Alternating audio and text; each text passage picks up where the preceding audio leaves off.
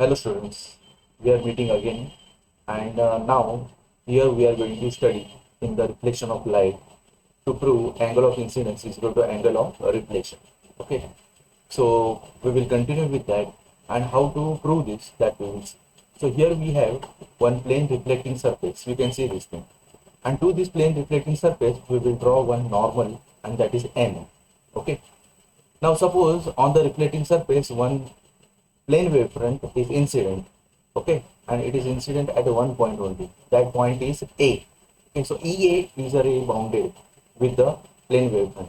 There is a one more ray FB which is bounded with the plane wavefront AB that we can see here. Okay, as the EA is incident and it is making an angle with the normal, so that angle will be angle of incidence. Here we can see this is the angle of incidence I. Now next is what FB, ray FB hasn't reached to the reflecting surface. Okay, so let consider A is acting as a secondary source of light and it emits the secondary waves in all possible directions here, and all the waves are reaching at a one equal distance. Okay, equal distance. So we will draw one with the radius. We will draw one hemisphere. Okay, when we draw a hemisphere next, so let B reaches to the point C on the plane reflecting surface. So here we can see B has reached to C. So this is FC, a ray has reached here. When B reaches to C, that time velocity is V and the time is capital. So velocity into time will be what? Distance V. So distance covered by a ray to move from B to C is Vt. Okay. At the same time, I have told you that A is acting as a secondary source of light and A is a secondary waves in all possible direction. So the ray which is coming from A will reach to the point D. Okay, and that distance also V into capital T. Okay, which is equal to what? This. Okay. Now what happens here?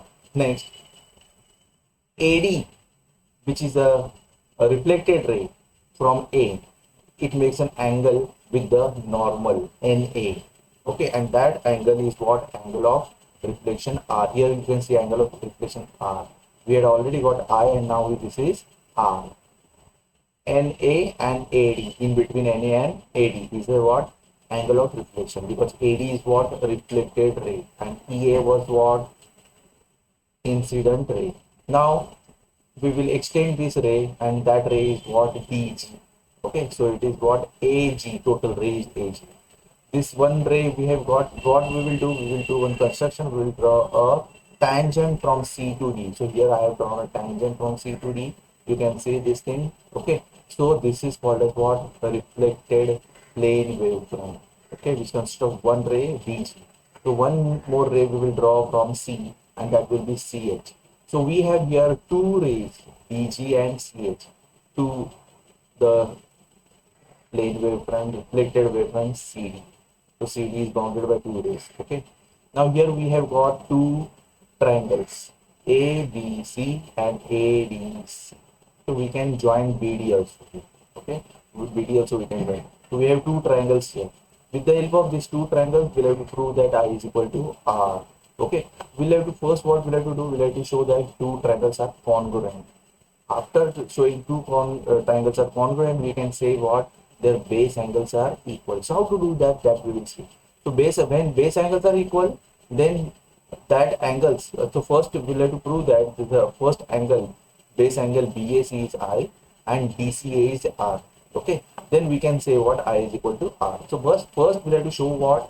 I base angles are equal. So how to do that? That we'll see. So we'll have to first show that what? BAC is I. So from figure, first we will show that BAC is angle BAC is I. So here from the figure you can see I have written here EAN plus NAB is 90 degree. Why? See, AB is a plane wavefront and EA is what? Incident ray. So angle between the ray and plane wavefront is always 90. So EAN plus NAB is 90 degree. Equation number 1.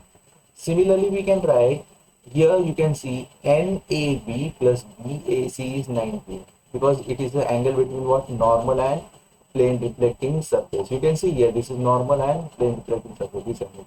So NAB plus BAC is 90.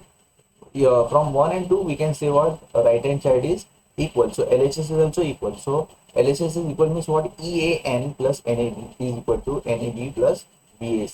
So NAB gets cancelled and we can say what BAC is equal to what EAN.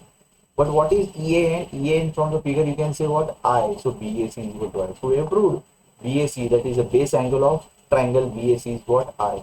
Now we have to show what base angle of triangle DCA. Okay, like DCA is what R, but R is what NAB from the figure. This R will have to show what this is DCA is R. So let's consider DCA is R. So from the figure what we have again NAD plus DAC is 90 degrees. See, this total angle is what 90 degrees because it is in between normal and reflecting surface. We had earlier taken NAB plus BAC. Now we are taking NAD plus DAC. So NAD plus DAC is 90, equation number 3. Now we will consider the triangle ADC, where sum of three triangle angles are sum of the angles of a triangles are 180. But here you can see ADC. ADC is what angle between the plane reflecting plane wavefront, okay, reflecting wavefront and the ray, and that angle is always what 90 degree between what ray and plane wavefront. So ADC is 90. This 90 when it comes here, well, it will become what 180 minus 90 and 90. So we can write DAC plus DCA is what 90 degrees. This is equation number 4. From 3 and 4, what do we can say? RHS is equal. So we can say what LHS is also equal to NAD plus DAC. From equation 3, it is equal to DAC plus DCA from equation number 4. So here you can see DAC and DAC are on both the sides. That will get cancelled and we can get what DCA is equal to NAD. But what is NAD from the figure? NAD is R. So we can say DCA is what R. So we have proved BAC is I and DCA is R. That are what base angles of two triangles BAC and DAC. Now we'll have to prove what the two triangles are what congruent. So we will see the next reflection of light, and here PQ is a plane reflecting surface. A plane wavefront AB is incident on the two bounded by two rays EA and FC. Okay, this is the same diagram which I have showed previously. Okay, and when AB touches the surface PQ at time t equal to 0, according to Huygens principle, A is acting as the secondary source of light and it will be secondary waves in all possible directions that I have told you already. We will draw our normal AN to the surface. Now what? Let the wavefront moves from B to C at time t equal to capital T with velocity v, and so BC equal to Vt. This we have seen already. During the same time, A travels the distance Vt and Vt is the radius, and we will draw one hemisphere, that is the circumference, and then CD is drawn tangent. When tangent CD is drawn, CD represents what? The reflected wavefront. It is bounded by AG and CH. So AD is equal to VT we have here.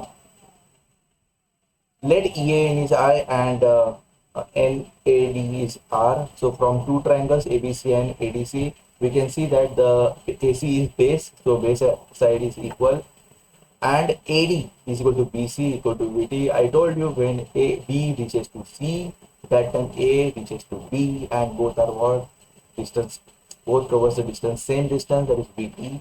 Angle ABC is equal to angle ADC 90. You can see here ABC, it is the angle between what planes, wavefront and incident ray, and ADC is also the same, plane wavefront and incident ray. The angle is what 90 degree always. So both the triangles are what congruent. If the triangles are congruent, their base angles BC, BAC and DCA are what equal, congruent. By it is a congruent angle of congruent triangle. So we can say what BAC is I and DCA is R. We have proved this thing, but in exam you don't have to write this thing. You have to just say what BAC is I, DCA is R by geometry. In previous slide I had showed you how BAC is I and DCA is R, that you don't have to write in the exam. but you just write it by geometry. So we have got here three equation 1, 2, 3. From 1 to 3 we can say what? I, angle of incidence I is equal to angle of incidence reflection R, and this way we can prove what? The our